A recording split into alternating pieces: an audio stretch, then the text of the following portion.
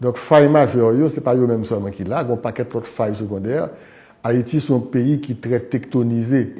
On a des failles qui pas des failles majeures et des failles secondaires, mais aussi dangereux que failles majeures.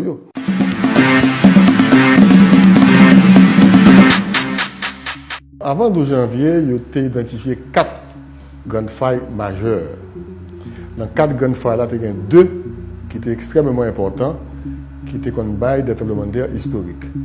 C'est une qui traversait toute presqu'île du sud, là, qui prend naissance dans la zone Henri-Quillot, en République dominicaine, et puis il passait au niveau de Fonds Parisien, la source, côté qui a carrière sable, Fonds Parisien, il montait la boule 12, côté qui a carrière sable, il plongeait dans la rivière Fouad, toujours qui carrière sable, il montait Tapion, encore carrière sable, il plongeait Niragouane, Calbassier, et puis il traversait Pointe presqu'île du sud, là, la Pointe Tiburon, il prend la mer dans la zone Jamaïque, au côté que les Plantain Garden. Donc, son faille qui prend naissance à Henri-Quillot, en République dominicaine, il finit la Plantain Garden, il y a le faille Henri-Quillot Plantain Garden. Mais comme la majorité faille ça a passé en Haïti dans la presqu'île du Sud, là, nous-mêmes haïtiens, nous relevons la faille de la presqu'île du Sud, ou encore la faille Pétionville-Tiburon. Donc, faille ça, il était toujours condamné, il était toujours identifié, parce que les bails de tremblements de terre historiques en 1701, en 1751, en 1770, c'est de gros tremblements de terre de magnitude supérieure à 7 qui étaient détruits Port-au-Prince plusieurs fois déjà. Donc, c'est une faille que l'Observatoire sismologique du petit séminaire collège Saint-Martial était toujours rapporté. Deuxième faille importante qui a été identifiée, c'est la faille septentrionale, qui prend naissance dans la zone Cuba, la zone d'Oriente, qui passe entre la Tortue et le Mont Saint-Nicolas, il passe au large du Cap-Haïtien, au large de Fort-Liberté, et puis il prend la vallée du Cibao sur terre. Maintenant, il y a 2 autres failles encore qui sont moins connues. C'est la faille Muertos-Neiba-Chaîne des Matheux, qui traversait toute Chaîne des Matheux, toute côte des Orcadins, côté Guinsabre tout.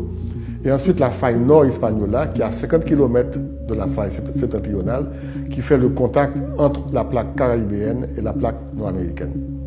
Donc, c'est une situation que nous connaissons depuis longtemps et il y a des mesures de géodésie spatiale qui étaient faites sous PIA depuis 2003, côté que nous apprenons à calculer vitesse de déformation de failles et nous avons vitesse et nous connaissons que c'est des failles qui ont des potentiels sismiques de l'ordre de 7 à 7,2 sur l'échelle de Richter. C'est ça que nous connaissons avant le 12 janvier. Maintenant, après le 12 janvier, nous rendons compte que le tremblement de terre qui fait le 12 janvier, ce n'est pas faille majeure qui était cassée, c'est une faille secondaire qui passait dans la zone Léogane. Donc c'est une faille que nous ne connaissons pas. Parce qu'en Haïti, nous avons un problème de scientifique. L'université nous n'a pas fait recherche. Donc le 12 janvier, après un pile d'études, nous rendons compte que ce n'est pas faille majeure qui était cassée, c'est une faille secondaire. Donc nous avons intérêt à aller à la recherche des failles secondaires parce que nous sommes capables de bailler des tremblements de terre aussi dévastateurs que failles majeures. C'est ainsi que il y a des études de microzonage qui sont faites dans la région métropolitaine de Port-au-Prince et il y a une série de failles qui sont identifiées au sud de Port-au-Prince, c'est des failles secondaires, tant que la faille qui traverse toute la vallée de Bourdon, dans la zone Ravine-Bois-de-Chêne. Donc il y a une faille des Prés, il y a une faille Mont-Calvaire. Donc avec les Nations Unies, il y a une étude multirisque qui est faite pour le département de la Grand'Anse, de mettre en évidence la Grand'Anse là, en plus de failles Tiburon, mais des failles dans la zone d'Amarie, Moron et Jérémie qui passent dans la mer. Donc c'est autant de failles secondaires qui gagnent des potentiels sismiques qui vont aller de 6 jusqu'à 7, 7,7. Et actuellement, il y a une étude qui est faite au niveau du département du Nord-Ouest. Donc là encore, il y a des failles qui mettent en évidence, en plus de failles septentrionales là.